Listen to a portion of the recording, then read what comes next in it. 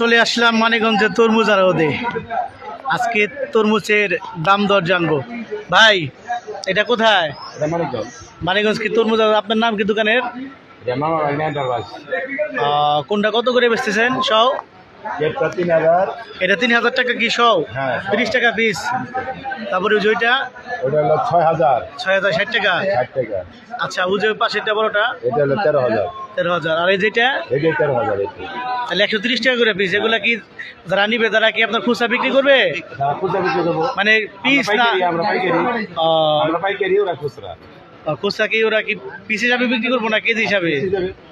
তোরা তো আবার কেজি না, উত্তরবঙ্গে মানিকগঞ্জে বিক্রি নাই। মানিকগঞ্জে কি সব কেজি না? মানিকগঞ্জে কেজি নাই, সব পিসে বিক্রি করে না?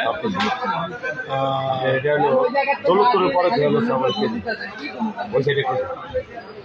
যাক আপনার এখানে তো দাম তো অনেক কম, কিন্তু রাস্তায় তো কিনতে গেলে অনেক দাম চাই ওরা। শালারা খুব বিভিন্ন দামে বিক্রি করে। ওদের তো একটা খরচ আছে না, আরে খরচ। একটা তরমুজ কিনতে খরচ কত টাকা হয় মোটামুটি? নাগরকন্যা গেলে এটা ভাড়াই আছে 5 টাকা। তাহলে আবার পুটিয়ে দিতে তাকে দিব 1.5 টাকা। 1.5 টাকা।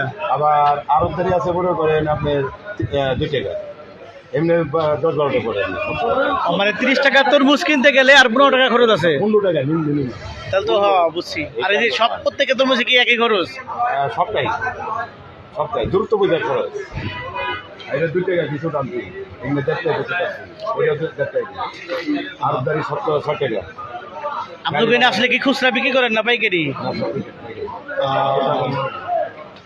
আচ্ছা ঠিক আছে।